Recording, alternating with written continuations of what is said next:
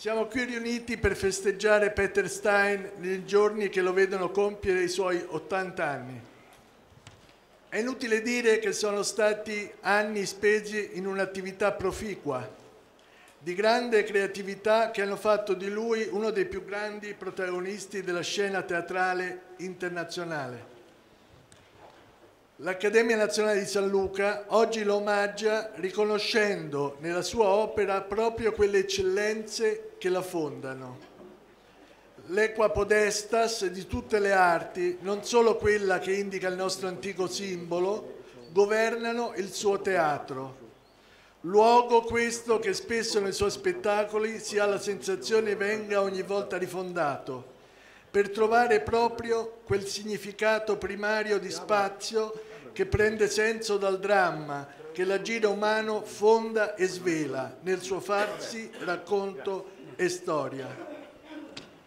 Questa, credo, l'esperienza che l'artista Peter Stein ci chiama a compiere con le sue regie, i suoi attori, le scene, i costumi e con i testi da cui sempre tutto nasce.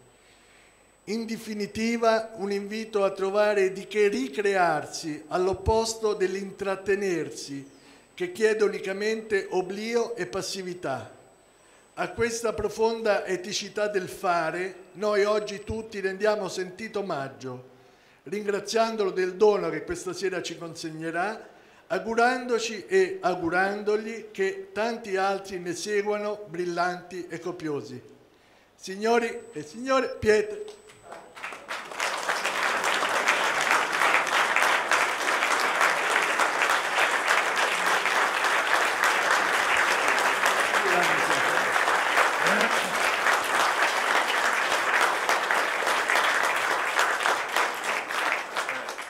Conosce sa bene che io non sono un uomo a cui gli onori fanno piacere.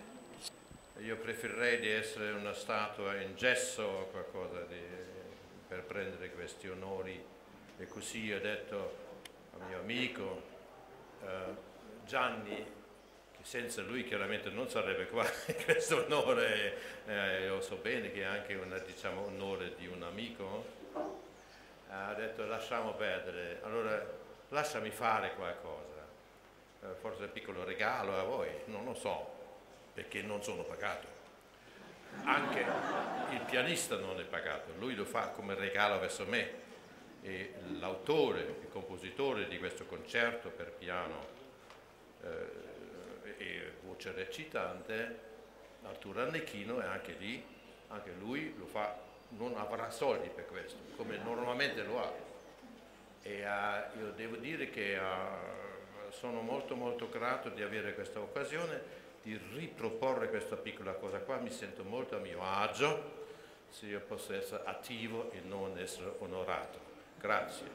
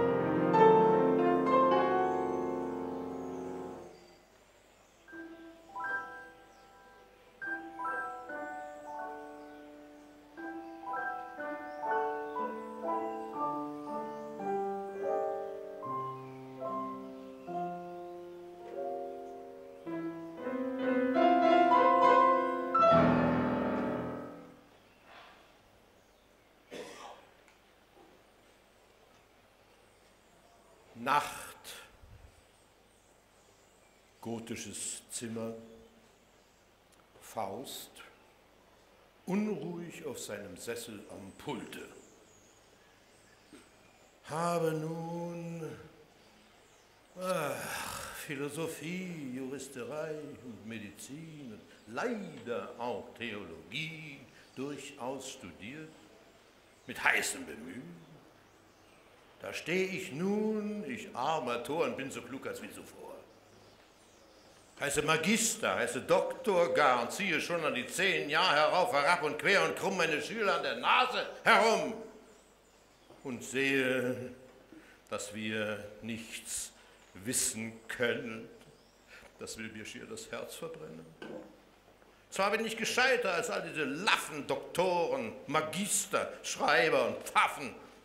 Mich plagen keine Skrupel noch Zweifel, fürchte mich weder vor Hölle noch Teufel, dafür ist mir auch alle Freude entrissen. Bilde mir nicht ein, was Rechtes zu wissen, bilde mir nicht ein, ich könnte was lehren, die Menschen zu bessern und zu bekehren. Auch habe ich weder Gut noch Geld, noch Ehr und Herrlichkeit der Welt. Es möchte kein Hund so länger leben. Drum habe ich mich der Magie ergeben, ob mir durch Geisteskraft und Mund nicht manch Geheimnis würde kund, dass ich nicht mehr mit saurem Schweiß zu sagen brauche, was ich nicht weiß, dass ich erkenne, was die Welt im Innersten zusammenhält. Schau, alle Wirkenskraft und Samen und tu nicht mehr in Worten Kram. Ach, sehst du, voller Mondenschein zum letzten Mal auf meine Pein, bin ich so manche Mitternacht an diesem Pult herangewagt. Dann über Büchern und Papier, trübseliger Freund, erschienst du mir. Ach, könnte ich doch auf Bergeshöhen in deinem lieben Lichte gehen, um Bergeshöhle mit Geistern schweben, auf Wiesen in deinem Dämmer weben, von allem Wissensqualm entladen, in deinem Tau gesund mich baden.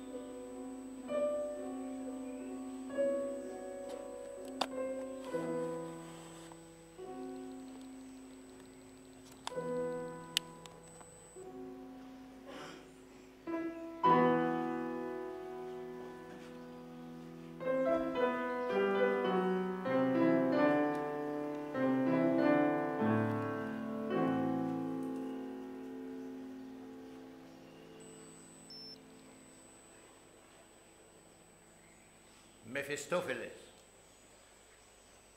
Ich bin der Geist, der stets verneint. Und das mit Recht.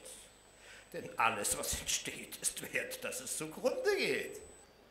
Drum besser wäre es, dass nichts entstünde. So ist denn alles, was ihr Sünde, Zerstörung, kurz das Böse nennt, mein eigentliches Element. Wenn sich der Mensch die kleine Narrenwelt gewöhnlich für ein Ganzes hält, ich bin ein Teil des Teils, der anfangs alles war, ein Teil der Finsternis, dass sich das Licht gebar, das stolze Licht, das nun der Mutternacht den alten Rang, den Raum ihr streitig macht. Und doch gelingt's ihm nicht, da es so vieles strebt, verhaftet an den Körpern klebt, von Körpern strömt's, die Körper macht es schön, ein Körper hemmt's auf seinem Gange, so hoffe ich, dauert es nicht lange und mit den Körpern wird's zugrunde gehen.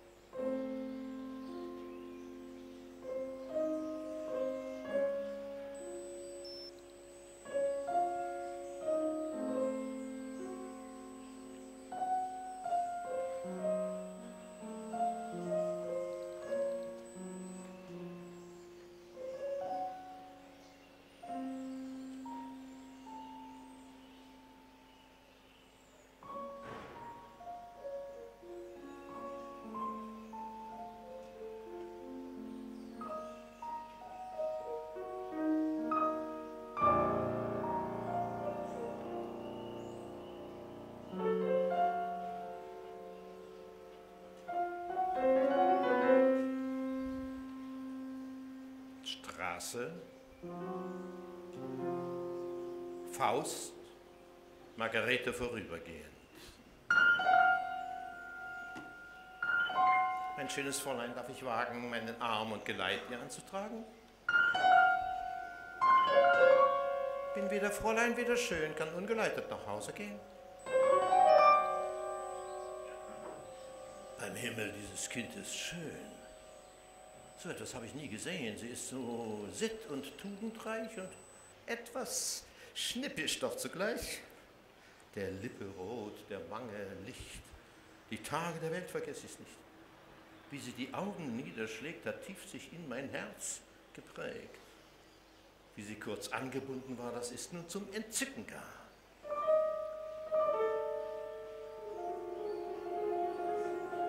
Hör! Du musst mir die Dirne schaffen. Nun, welche?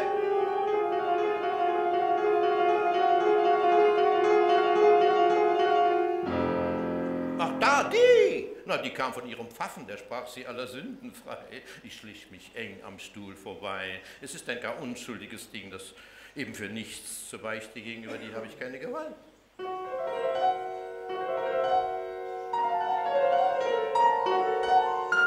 Ist über 14 Jahre doch alt.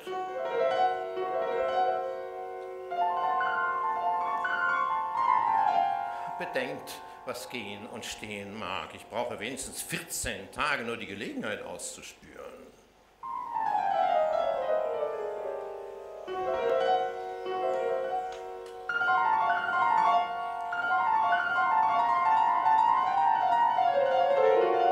Hätte ich nur 7 Stunden Ruhe, ich bräuchte den Teufel nicht dazu, so ein Geschäftchen zu verführen.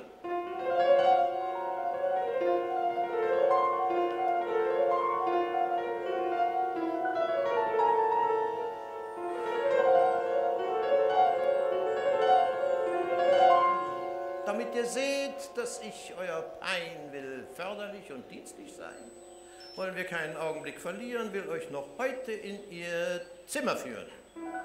Und ich soll Sie sehen, Sie haben? Nein.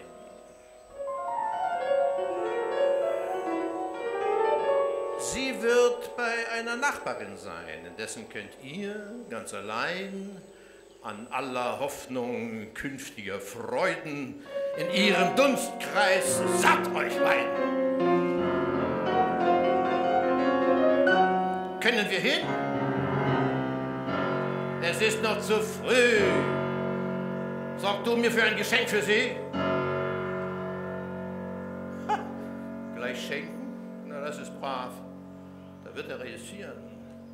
Ich kenne manchen schönen Platz und manchen altvergrabenen Schatz.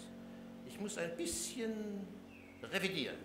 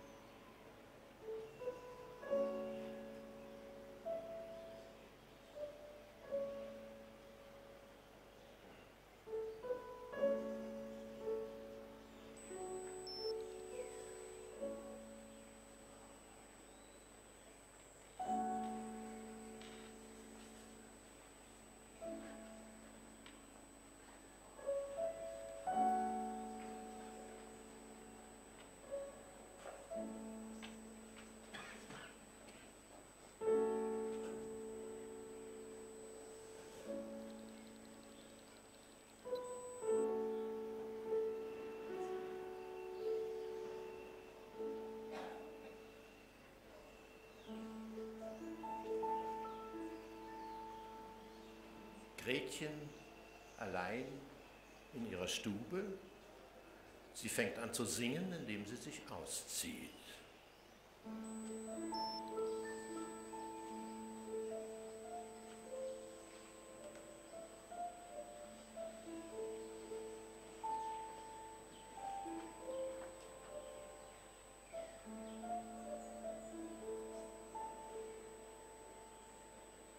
Es war ein König in Thule, getreu bis an das Grab, dem sterbend seine Buhle einen goldenen Becher gab.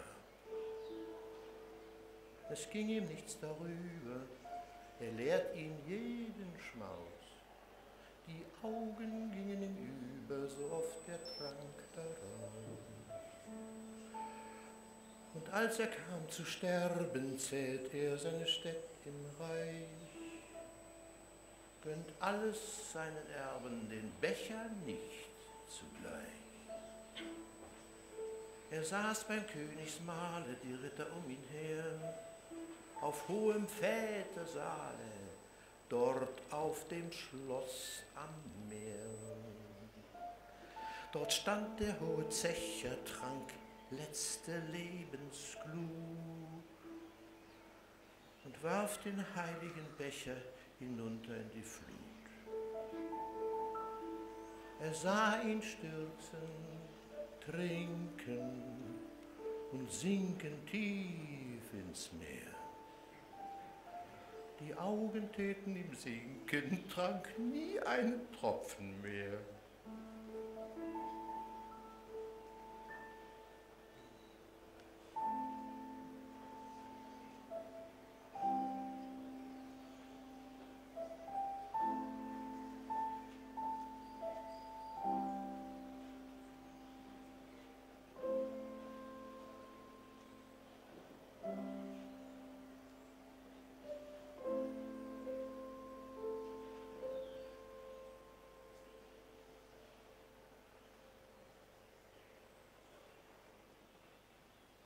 Wald und Höhle, Faust allein.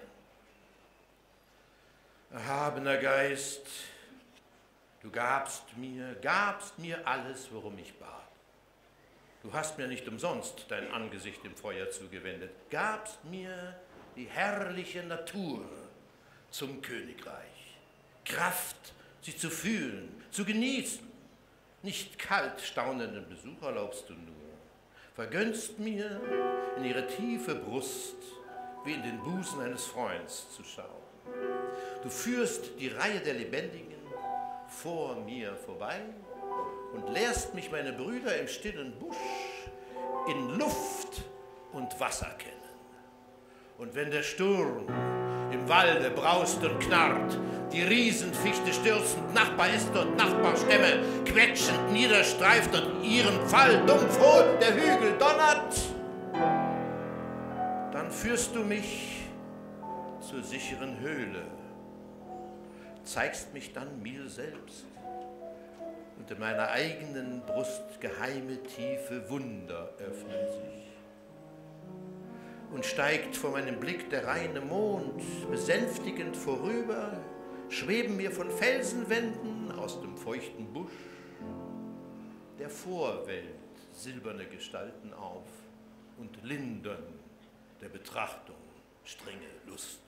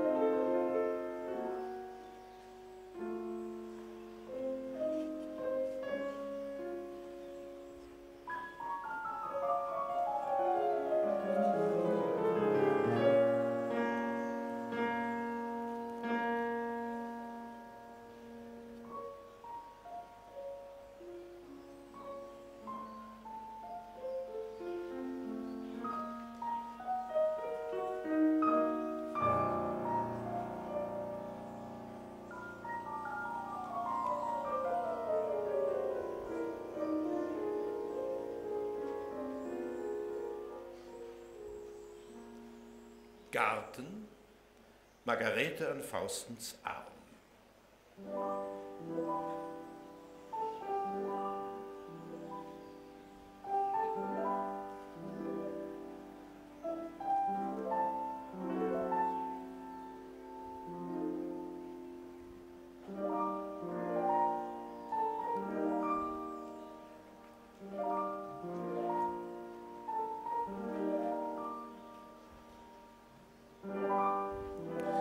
Du kanntest mich, oh kleiner Engel, wieder, gleich als ich in den Garten kam. Saht ihr es nicht? Ich schlug die Augen nieder. Und du verzeihst die Freiheit, die ich nahm? Was ich die Frechheit unterfangen, als du jüngst aus dem Dom gegangen? Ich war bestürzt, mir war das nie geschehen. Es konnte niemand von mir Übles sagen. Ich dachte, hat er in deinem Betragen etwas Freches, Unanständiges gesehen? Es schien ihm gleich nur anzuwandeln, mit dieser Dirne geradehin zu handeln. Gestehe ich's doch, ich wusste nicht, was sich zu eurem Vorteil hier zu regen gleich bekonnte. Allein gewiss, ich war recht bös auf mich, dass ich auf euch nicht böser werden konnte. Süß, Liebchen. Lass einmal. Margarete pflückt eine Sternblume und zupft die Blätter ab. Eins nach dem anderen. Nein, es soll nur ein Spiel. Wie? geht, ihr lacht mich aus. Was murrst du? Er liebt mich nicht. Du holdes Himmelsangesicht. Liebt mich nicht. Er liebt mich. Ja, mein Kind, lass dieses Blumenwort dir Götterausspruch sein. Er liebt dich. Verstehst du, was das heißt? Er liebt dich. Oh, mich überläuft's. Oh, schaudre nicht. Lass diesen Blick, lass diesen Händedruck dir sagen, was unaussprechlich ist. Sich hinzugeben ganz und eine Wonne zu fühlen, die ewig sein muss. Ewig. Ihr Ende würde Verzweiflung sein. Nein, kein Ende. Kein Ende.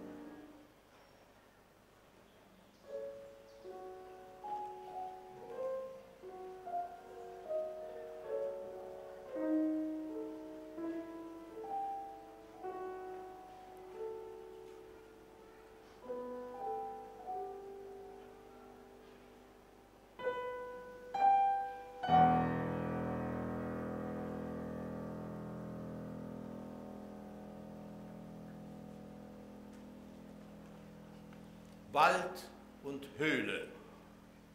Faust zu Mephisto. Was ist die Himmelsfreude in ihren Armen?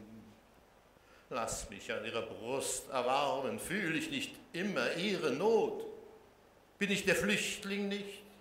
Der Unbehauste, der Unmensch, ohne Zweck und Ruh, der wie ein Wassersturz von Fels zu Felsen brauste, begierig wütend nach dem Abgrund zu und seitwärts sie mit kindlich dumpfen Sinnen im Hüttchen auf dem kleinen Alpenfeld und all ihr häusliches Beginnen umfangen in der kleinen Welt und ich, der Gottverhasste, hatte nicht genug, dass ich die Felsen fasste und sie zu Trümmern schlug. Sie, ihren Frieden musste ich untergraben. Du, Hölle, musstest dieses Opfer haben. Hilf, Teufel, mir die Zeit der Angst verkürzen. Was muss geschehen, was mag's gleich geschehen. Mag ihr Gesicht auf mich zusammenstürzen und sie mit mir zugrunde gehen.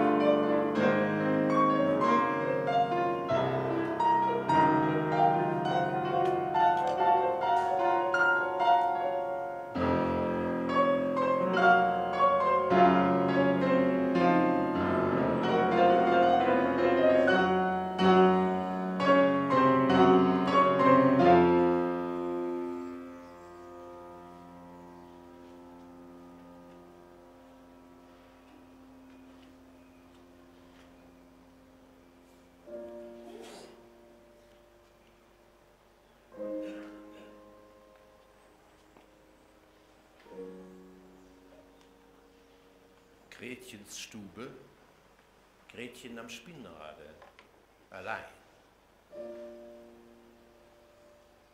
Meine Ruhe ist hin, mein Herz ist schwer, ich finde sie nimmer und nimmer mehr.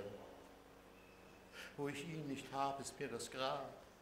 Die ganze Welt ist mir vergällt, mein armer Kopf ist mir verrückt, mein armer Sinn ist mir zerstückt. Meine Ruhe ist hin, mein Herz ist schwer, ich finde sie nimmer und nimmer mehr. Nach ihm nur schaue ich zum Fenster hinaus, nach ihm nur gehe ich aus dem Haus. Sein hoher Gang, seine edle Gestalt, seines Mundes Lächeln, seiner Augen Gewalt und seiner Rede Zauberfluss, sein Händedruck und sein Kuss. Meine Ruhe ist hin, mein Herz ist schwer, ich finde sie nimmer und nimmer mehr. Mein Busen drängt sich nach ihm hin. Ach, dürfte ich fassen und halten ihn und küssen ihn so, wie ich wollt. Wenn seine Küssen vergehen soll.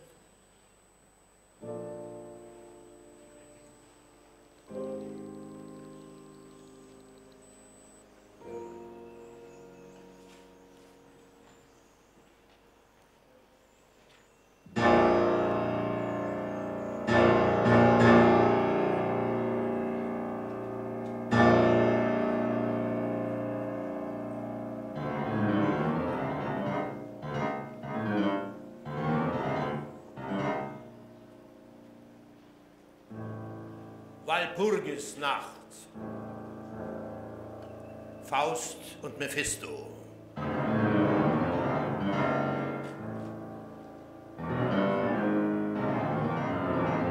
Wie rast die Witzbraut durch die Luft, mit welchen Schlägen trifft sie meinen Nacken?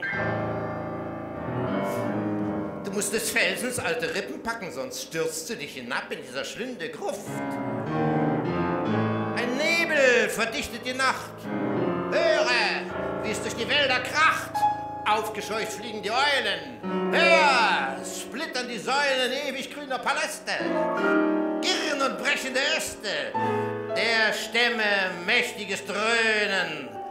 Der Wurzeln knarren und gähnen. In fürchterlich verworrenem Falle übereinander krachen sie alle. Und durch die betrümmerten Klüfte zischen und heulen die Lüfte. Hörst du die Stimmen in der Höhe? In der Ferne, in der Nähe? Ja! Den ganzen Berg entlang strömt ein wütender Zaubergesang.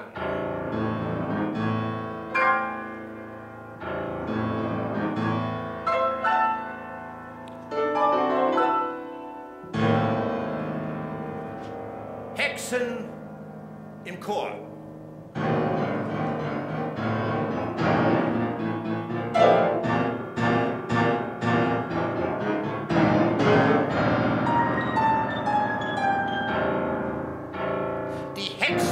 Den Brocken ziehen, die Stoppel ist gelb, die Saat ist grün. Dort sammelt sich der große Haufen, Herr Urian sitzt oben auf, so geht es über Stein und Stock, es farzt die Hexe, es stinkt der Bock.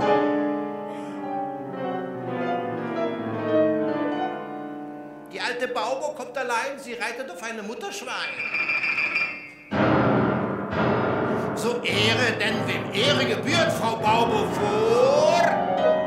Und angeführt, ein tüchtig Schwein und Mutter drauf, da folgt der ganze Hexenhauf.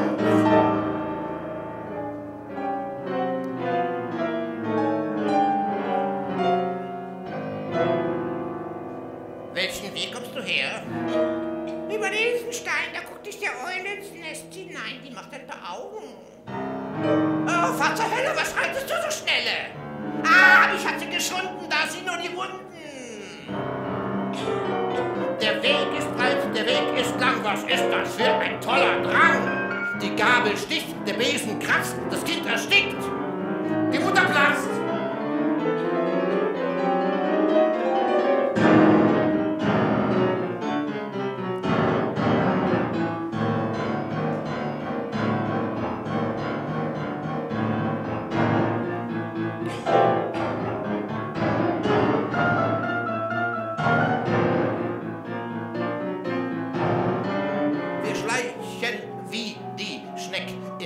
Haus. Die Weiber alle sind voraus, denn geht es zu des bösen Haus. Das Weib hat 1000 Schritt voraus. Wir nehmen das nicht so genau, mit 1000 Schritten macht's die Frau, doch wie sie sich auch eilen kann, mit einem Sprunge macht's der Mann.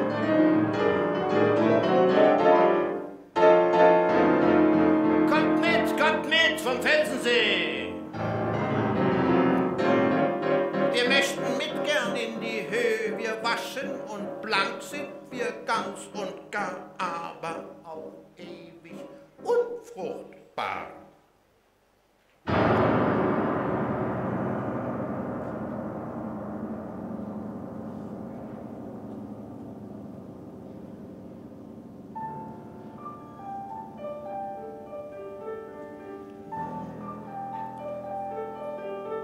Es schweigt der Wind, es flieht der Stern, der trübe Mond verbirgt sich gern, im Sausen sprüht das Zauberchor 4000 Feuerfunken hervor. Halte, halte! Wer ruft da aus der Felsenspalte? Nehmt mich mit, ich steige schon 300 Jahre und kann den Gipfel nicht erreichen. Ich wäre gern bei meinesgleichen. Es trägt der Besen, trägt der Stock, die Gabe trägt, es trägt der Bock. Der alles nicht heben kann, ist ewig ein verlorener Mann.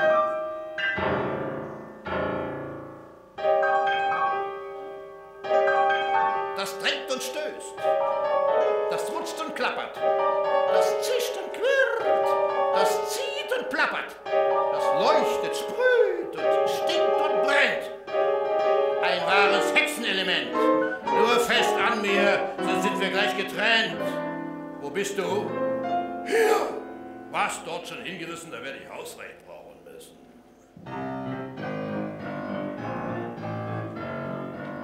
Die Salbe gibt den Hexen Mut, ein Lumpen ist zum Segel gut, ein gutes Schiff ist jeder Trog, der flieget nie, der heut nicht flog.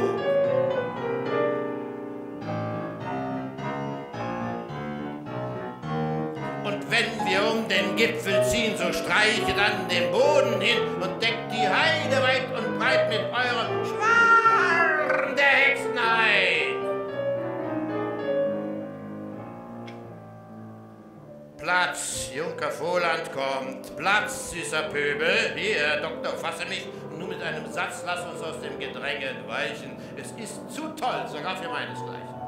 Dort neben leuchtet was mit ganz besonderem Schein. Es zieht mich was nach jenen Sträuchen. Komm, wir schlüpfen da hinein. Du Geist des Widerspruchs, nur zu, du magst mich führen. Ich denke doch, das war recht klug gemacht. Zum Brocken wandeln wir in der Walpurgisnacht, um uns beliebig nun hier selbst zu isolieren.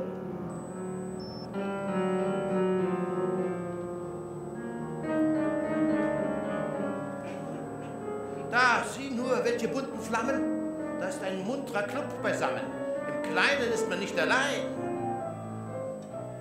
Doch droben möchte ich lieber sein. Schon sehe ich Glut und Wirbelrauch. Dort strömt die Menge zu den Bösen. Da muss sich manches Rätsel lösen. Doch manches Rätsel knüpft sich auf. Lass du die große Welt nur sausen. Wir wollen hier im Stillen hausen. Es ist doch lange hergebracht, dass in der großen Welt man kleine Welten macht. Da sehe ich Hexchen, nackt und bloß, und Alte, die sich klug verhüllen. Sei freundlich, nur meinetwillen, die Mühe ist klein, der Spaß ist groß. Ich höre was von Instrumenten tönen. Verflucht Geschnarr, man muss sich dran gewöhnen. Komm mit, das kann nicht anders sein. Ich trete heran und führe dich herein.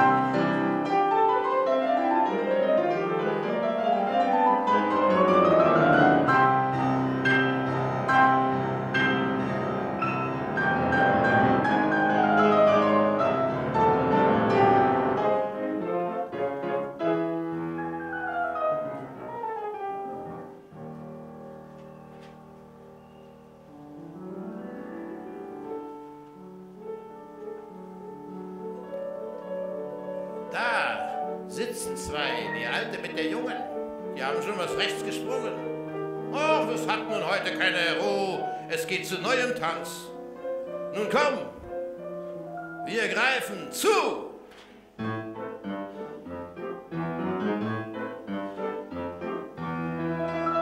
Einst hatt ich einen schönen Traum, da sah ich einen Apfelbaum, zwei schöne Äpfel glänzten dran.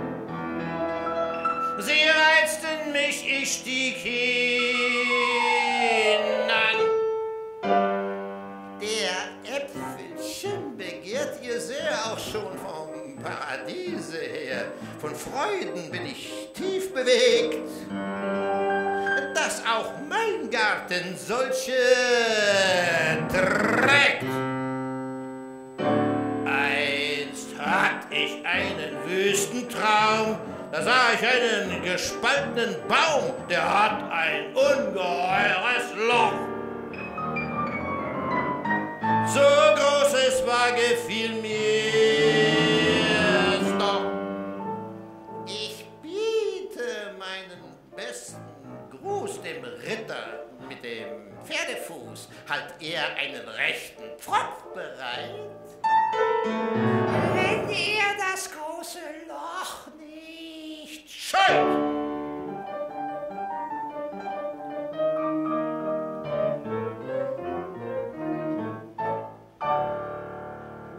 Was lässt du das schöne Mädchen fahren, das dir zum Tanz so lieblich sang?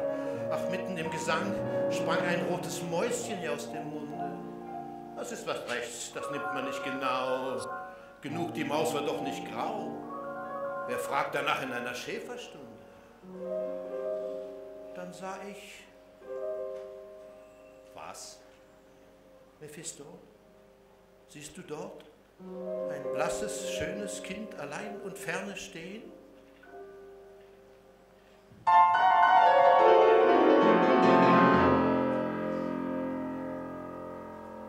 Dom. Böser Geist. Wie anders, Gretchen, war dir's, als du noch voll Unschuld hier zum Altar tratst. Aus dem vergriffenen Büchelchen Gebete laltest, halb Kinderspiele, halb Gott im Herzen. Gretchen, wo steht dein Kopf? In deinem Herzen welche Missetat? Und unter deinem Herzen regt sich's nicht quellend schon und ängstete dich und sich mit ahnungsvoller Gegenwart? Betest du für deiner Mutterseele, die durch dich zur langen Pein hinüberschlief? An deiner Schwelle wessen Blut?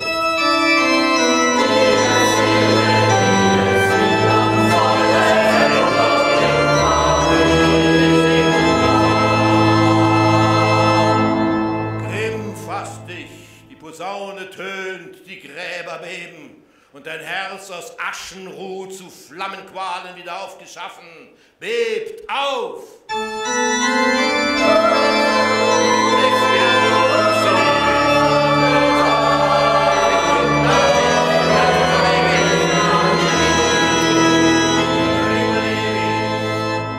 Verbirg dich, Sünde und Schande bleibt nicht verborgen. Weh!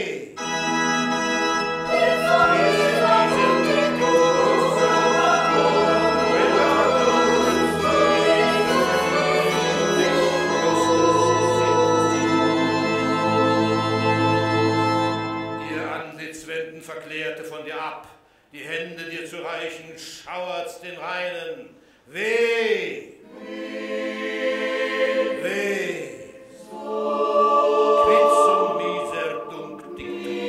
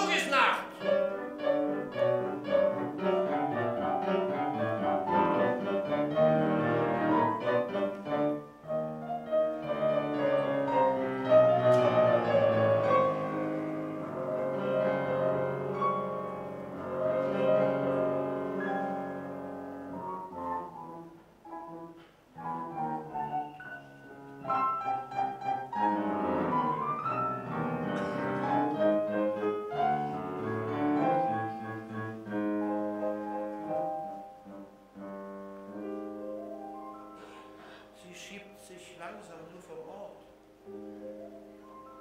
Sie scheint mit geschlossenen Füßen zu gehen. Ich muss bekennen, dass mir deucht, dass sie dem guten Gretchen gleicht. Oh, lass das nur stehen, dabei wird's niemand wohl. Es ist ein Zauberbild, es ist leblos, ein Idol. Ihm zu begegnen ist nicht gut, vom starren Blick erstarrt das Menschenblut. Und er wird selbst fast in Stein verkehrt von der Medusa, hast du ja gehört.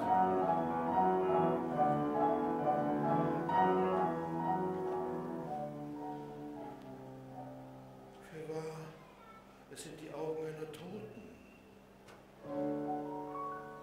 die eine liebende Hand nicht schloss. Das ist die Brust, die Gretchen mir geboten.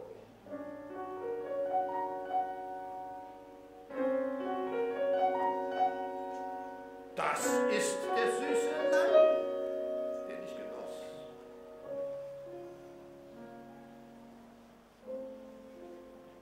Das ist die Zauberei, du leicht verführter Tor. In jedem kommt sie wie sein Liebchen vor.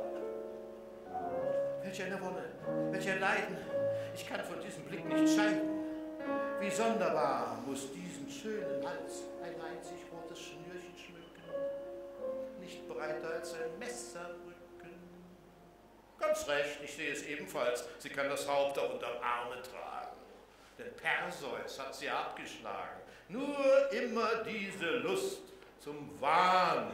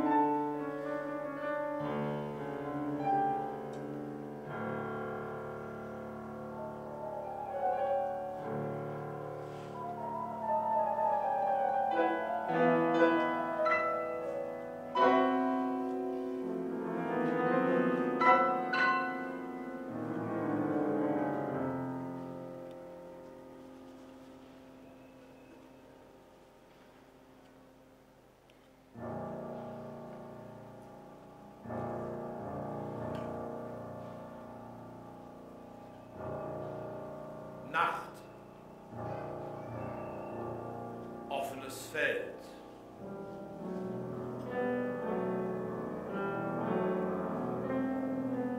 Faust, Mephistopheles auf schwarzen Pferden daherbrausend.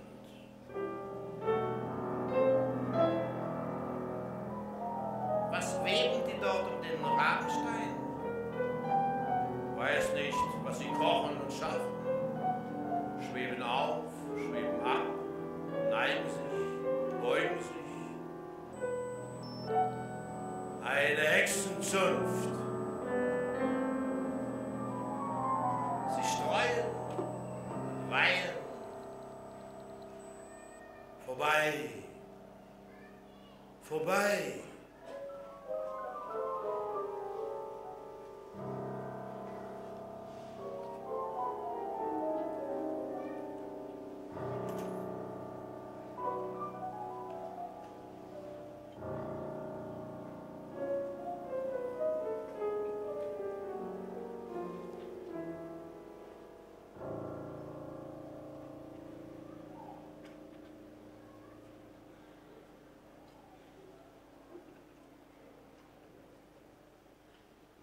Kerker.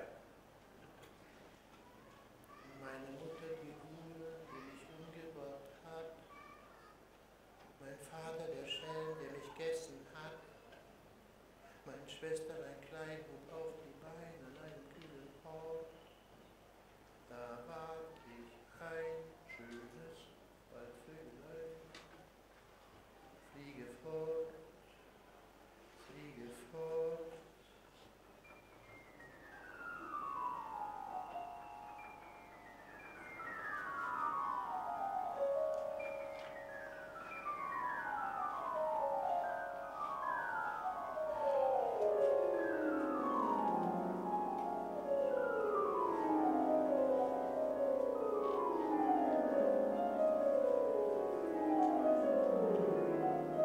Faust tritt ein. Gretchen! Gretchen! Das war des Freundes Stimme. Ich bin's! Du bist es? Wo sag ich's noch einmal? Er ist es. Er ist. Wohin ist alle Qual? Wohin die Angst des Kerkers und der Ketten? Du bist's. Kommst mich zu retten? Ich bin gerettet. Schon ist die Straße wieder da, auf der ich dich zum ersten Male sah. Der heitere Garten, wo ich und Marthe deiner warten. Komm mit, komm mit! Oh, weile ich doch so gerne, wo du weilst. Eile. Wenn du nicht eilest, werden wir es teuer büßen müssen.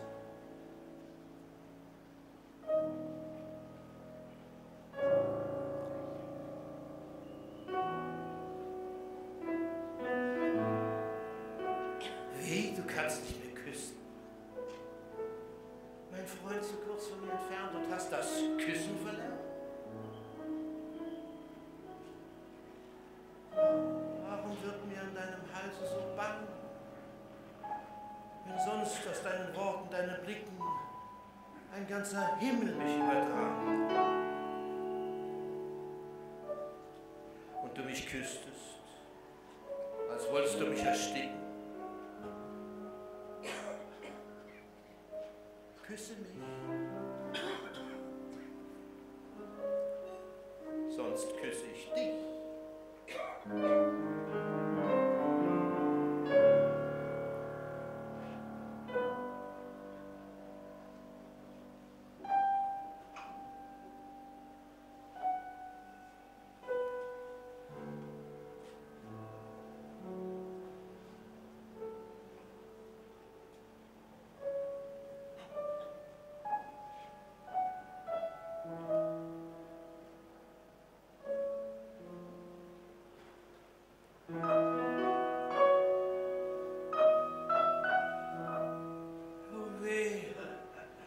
Sind kalt, sind stumm.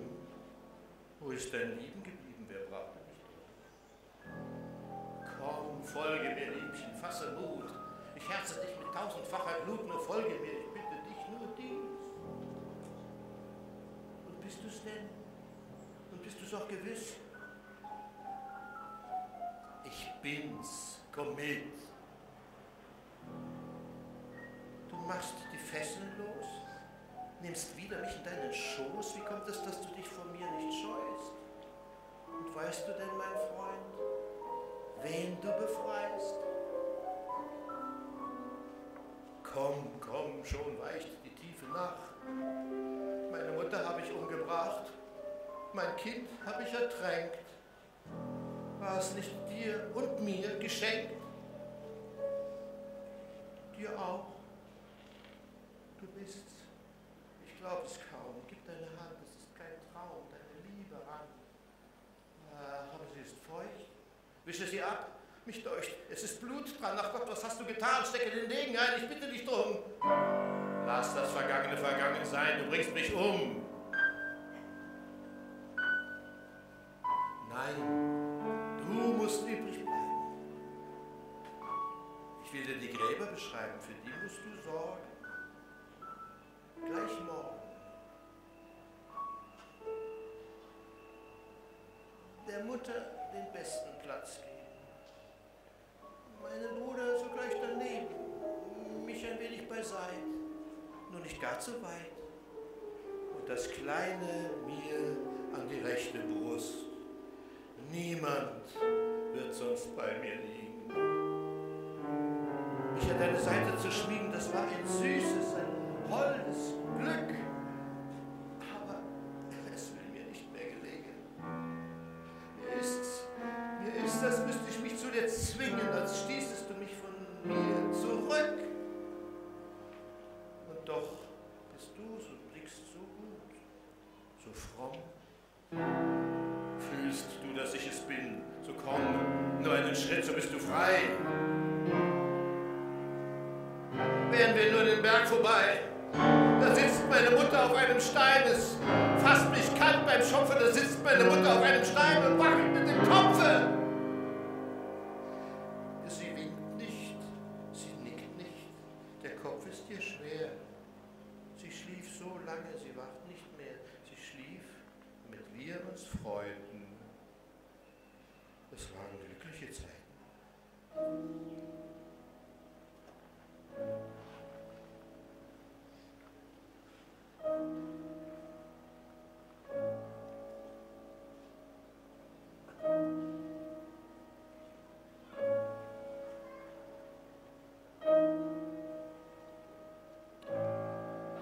Hier hilft kein Flehen, hilft kein Sagen.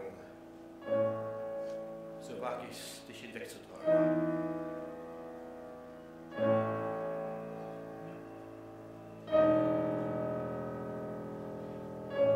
Lass mich.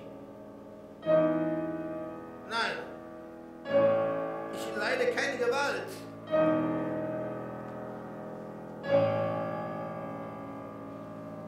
Fasse mich nicht so mörderisch an, sonst habe ich dir ja alles zu lieb getan.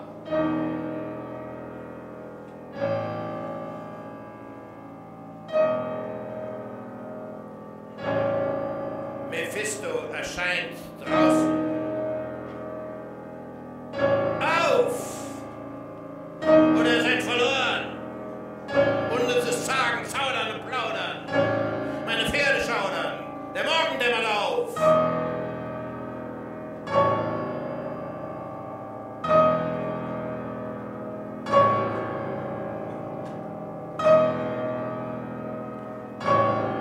Was steigt aus dem Boden herauf?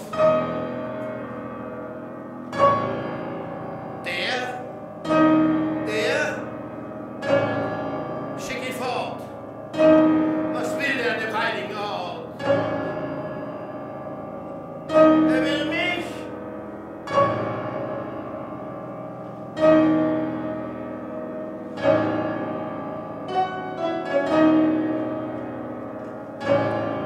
Nein, du sollst leben. Gericht Gottes, dir habe ich mich übergeben. Komm, ich lasse dich mehr im Stich. Dein bin ich, Vater, rette mich. Ihr Engel, ihr heiligen Scharen, lagert euch umher. mich zu bewahren. Heinrich, Mir graut's